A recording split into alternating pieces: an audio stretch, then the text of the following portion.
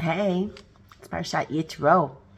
Yitro is the father-in-law of Moshe, and he comes to the desert to kind of check in on Moshe and this nation that he saved from Mitzrayim, from Egypt. And this is the Parsha where the Torah is given, or there's a national revelation, and then the Ten Commandments are given.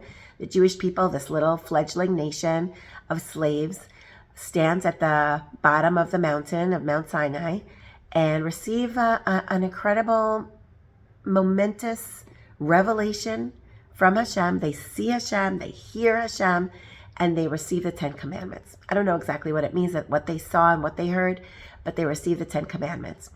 And it's amazing that Yitro is the father-in-law of Moshe, is the one who really suggests to Moshe how to give over the Torah. He sets up a whole judicial system. He tells them you should put together supreme courts, minor courts, justice, judges, all kinds of people in place so that this body of work, this Torah, these commandments, this system, this justice system is able to be conveyed to the people in an organized fashion. So it's amazing that it's like Yitro, who's this father-in-law, a Midianite, not even a Jewish person, who really figures out and is put, this whole parsha is on his name, figures out like that it's really more important than just getting these laws, is be organized, figure this out, become a society that is normative, that knows how to give over these laws. It's not enough just to have a bunch of guidelines and just to have a lot of rules. But if you're going to fall apart trying to give these over, trying to implement these rules and trying to give consequences. I mean, I just feel it now because I'm running a seminary, and just like, it's very nice that you have these rules, but if you don't know how to implement them, and if you don't know how to give consequences and be very, very clear on how the system works and be organized, then, you know, the whole school is going to fall apart. Nothing to do with my seminary, of course, but it's a big problem. You know, you have to be organized. You have to know, what are you going to do with this body of law? Anyway, another topic completely. But the Nesiva Shalom says a beautiful thing. And I thought it was also very connected, you know, to what I'm doing now with like these girls that I'm educating, but also really me and everybody that I know. We're all struggling in this way. And I think, you know, we have a lot to learn from this. It says this great pasuk. Sorry that I'm a little hoarse and coughing. Yeah. A little sick these days. It says like this: B'chodesh hashlishi, on the third month, Litzeit b'nei Israel mitzrayim, after the Jewish people left Egypt, Bayom hazeh, on this day, Ba'u midbar Sinai, they came to the desert of Sinai. Vayis'u merafidim, then it seems like it's saying, and they went back, or they traveled from Refidim, from the previous place that they were at, Vayavo midbar Sinai, and they came to midbar Sinai. Wait a second, we just heard that they came to Midbar Sinai already, so now why are they going back? It seems like now they're telling us where they came from. Why don't you just say, Vayis'u merafidim, they came from Refidim, and on this day they came to Midbar Sinai. Zeu, that's it, you're done. Why does it have to say, first they came on this day to the desert, then it seems to say, and they traveled from Refidim, and they came to the desert of Sinai. So, Nesiva Shalom has a beautiful idea. And he says like this: sometimes we can get very bogged down by all the negative things going on in our lives. Like, we have so many things to deal with. We have so many tendencies that are not positive and that are bringing us to places that we don't want to be in. We have weaknesses. We have flaws. We have issues, you know. We have a lot of issues. And this is how we are, you know. Now, we always feel like we're supposed to get rid of all these issues before we can really start building up our internal world, our spiritual world. So we're always thinking like, okay, when I become better at managing my anxiety or my depression or, you know, my addiction or, you know, all kinds of flaws that I have, or my desires or my you know, laziness or my lack of motivation or, you know, whatever it is, then I will be able to build upon, you know, that foundation and start to really get my act together, and I'm going to start to do good things and so on. And I see this with my students as well. Like they come from a lot of baggage. There's baggage in their life. I thought I was going to get like a whole group of really just really normative, great, wholesome, sweet kids. And that's what they seemed like. And they are great kids. That's what they seemed like in the interview. And that's what they seemed like when they first came. Anyway, sure enough, there's so many issues and so much baggage, and things are devolving, because they have so much to work on. And there's depression and there's anxiety and there's so many things, and it's a little bit demoralizing, and you just wait a second, did we make a whole mistake here? Should we not have even started this school? Should we close it down? Should we just get them to go other places? Should we kick them out and let them go home and let's just start over, or in our own personal lives, we just we can't move on. We feel like we first have to sur meira, get away from the bad, and then we can start building asay tov. So this is the lesson from this pasuk. It says like this. Really, you always have to do both. Of course, you have to move away from the negative and move towards the positive and build up something positive.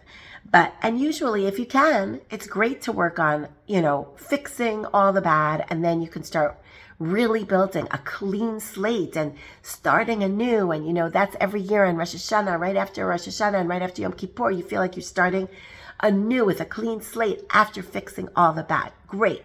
Okay. Good luck with that. But he says, on the other hand, this is what the Jewish people understood. When they left Egypt, it was only 3 months earlier. It was in the third month, right after they left Egypt. So it was really only 49 days later. It wasn't even 3 months. It wasn't even 2 months. Okay? Right after they left the Egypt, they were still slaves. They knew they were still slaves. They knew they were so assimilated. They were at the rock bottom. They really hadn't grown very much. And it says that they got to Midbar Sinai. They know they're about to experience a national revelation. They're about to see Hashem. Really? We, who were just less than 2 months ago, we were slaves in Egypt. We were so assimilated. We had no identity. We were just like the Egyptians. We were at the lowest of the low. How can we even go there? How can we come to Midbar Sinai? But they knew that Hashem loves them, and Hashem took them out of Mitzrayim. And even back when they were in Mitzrayim, Hashem said to Paro, B'ni b'chori Yisrael. My firstborn child, my firstborn son is Israel. I don't care what they did. They're my child, and I love them, how they are exactly. And they're my nation. So it doesn't matter how they were. And it doesn't matter what they were involved with in the past. We are moving ahead. We are leaving that, and we are taking a step forward. And we're going to build on this, on the fact that we are the chosen nation because we are the children of Hashem. And as soon as we start doing that, we're going to come to Midbar Sinai. We're going to get this revelation. We're going to move forward. We are going to be the most amazing nation in the world. We're going to be a Mamlechet Kohanim V'Goy Kadosh, a nation of priests, a kingdom of priests, a holy nation, and it's going to be good. We're going to be optimistic. We're going to move forward. We're going to learn Torah. We're going to get the Torah. And then, Uba'u Midbar Sinai, v'nichnesu lekabalat haTorah. They came to the Midbar Sinai, they came to the desert, and they were accepting the Torah. Zeu, nasa v'nishma. We're going to hear it. We're going to accept it. We're going to take it. Everything, hook, line, and sinker. It doesn't matter what we did before. We're not even looking back. But then, v'achar kach chozer hakatuv, vayis'u merefitim. And then they understood that they need to go back. And then they can fix the past. Vayis'u merefitim. Refidim is a place called, from the root of rafui. Sorry. Rafui, rifyon yadai, means weakness of hands. So they understood that they have to go back at some point to that weakness, to the lack, to the chomer, to the material, to the yetzer hara, and they have to fix the bad. So it's first they came to Midbar Sinai, they accepted the Torah, and then they went back. Vayis'u merefidim. Obviously, it's a mental thing. They didn't actually go back, but it's you take 2 steps forward and 1 step back. 2 steps forward and 1 step back. They knew they were going to get to that point, but they wanted to still take those 2 steps forward. And they knew that they were eventually going to have to go back and fix the bad, right? Fix the things that were not really taken care of. Fix all that baggage. Go back to deal with the depression after you're already in the spiritual high of accepting the Torah, of being part of a Jewish nation. So then, la'akor et koach hara, they knew they would have to go back to uproot the force of evil. Aval b'hatchala, but initially, miyad ba'u midbar Sinai. They immediately came to the midbar. Dilgu, they skipped over. Al kol shiflutam, on all the lowliness and all the lackings and all the problems that they had. V'nichnesu lekabbalat Torah, and they immediately came into the acceptance of the Torah, the learning of the Torah. Let's be the nation of Hashem. Let's do this holy nation situation, okay? And then we'll go back and we'll deal with all the lackings. And I think it's also like a very similar idea of Rosh Hashanah and Yom Kippur, like why Rosh Hashanah comes before Yom Kippur. Like Yom Kippur really feels like that atonement for all the bad. So why not have Rosh Hashanah afterwards, after you deal with it? But no, in fact, Rosh Hashanah is that vision, that idea, that potential. I can do anything. This is my vision. This is where I want to go. This is how I want to be eventually. And once you have that vision, you actually have a really good feeling about yourself. You have some self-respect. You feel like, wow, I am a child of Hashem. Hashem loves me. Hashem chose me as his nation. Hashem just revealed himself to me, for heaven's sake. You know, or now I'm part of a seminary. I'm learning Torah. I'm actually in a normative framework where we sit and we have these amazing, inspiring classes. And then you can go back and deal with some stuff that you have, some baggage, some issues. Of course, everybody has issues. Hashem gave you a lot of problems, okay? That's how we were born. Those were our circumstances. That's not up to us. Our circumstances are just what we were given. That's our table that we were given. That's our set. That's our deck of cards. And now what do we do with those deck of cards? How do we play? Okay? How do we react? How do we respond? So this is the idea. And this is advice for everybody, I think, is that first we start with moving forward. Let's go to the Midbar Sinai. Let's go to that idea of accepting the Torah, of being the nation of Hashem. Let's try and do this. Let's be part of this nation, of this holy nation of priests. And, let's see if we can do this. And let's try and let's start and let's accept the Torah and let's start learning Torah.